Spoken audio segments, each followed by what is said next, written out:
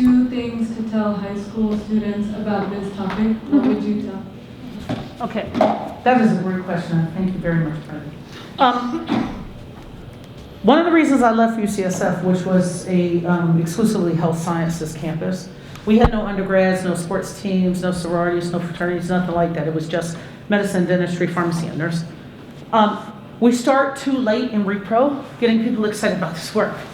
So one of the reasons I went to homecoming is because I sponsored a black graduation in the School of Nursing. Because when I graduated from nursing, I never had any black professors, and I was one of 2 graduates. We passed the NCLEX at 100% pass rate. We were the only class to do it in 1993.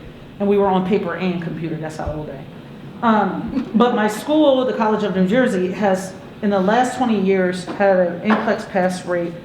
14 times they had 100% pass rate. And they had 5 black nursing graduates this year. So I'm super excited. So number 1, we start too late in repro.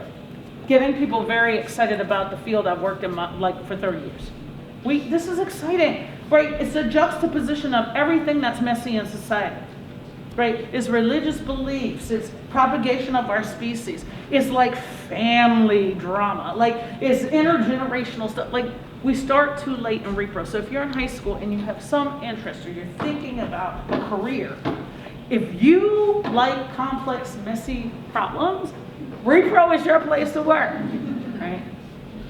The second thing I would tell high school students is that you are the direct beneficiary or the direct recipient of these issues will touch you.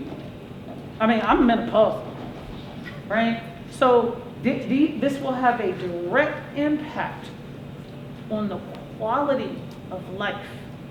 However you choose to create relationships with other human beings on the planet, just like the climate crisis, young people seem to get that and they understand that it's an existential thing. I would like for young people to understand that sexual and reproductive health, the ways in which it's been conceptualized in the United States has been a lie. That it is part of a whole human life. It is a trajectory of understanding one's own intimacy with others in the world. And that is a valuable thing to know. And so to me, those would be the 2 things that I would tell you. Thank you for the question. Other questions, comments, and feedback? Oh, did I turn that off? Yeah. Oh, I did that. Tell me your name, tell me your pronouns.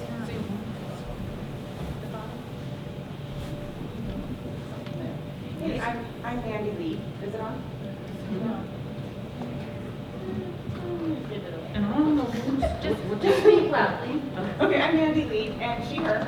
And so I think we all in this room know why it's important, right? Why do people need to care about this? But I have a really hard time when talking to the general public, trying to help them understand why is this essential. I mean, I feel like reproductive justice can save the world, right? It has so much potential. But I don't understand how to help Joe Blow down the street understand why it matters. How do you do that? Yeah. Well, so the first thing is I live in the communities where I work. Right? People will see me on the bus. So it's not like it is relational over time.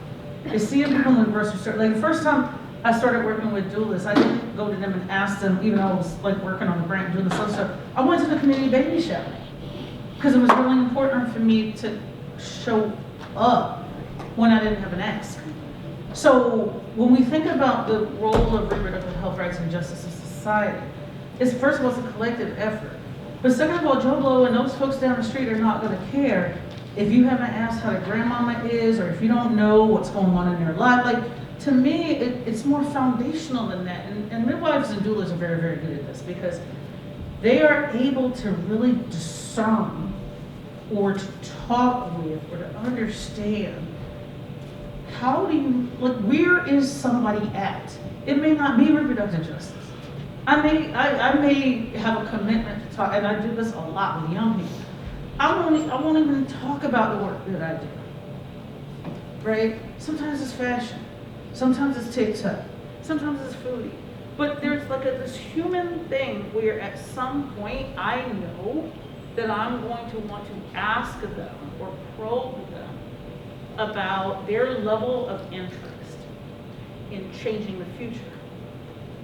That's how I talk to people. That's how I engage with people. That's how I think about it. But I don't lead with, oh, I'm not a reproductive justice person in the world. Like, that's like not a thing.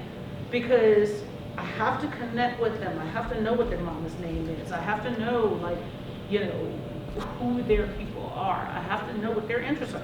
And I do this all, like, I'm a person that goes to, like, pregnancy centers and pregnancy help centers and all the sort of, like, religiously affiliated people try to indoctrinate folks and have them not get abortion. I go talk to them all the time.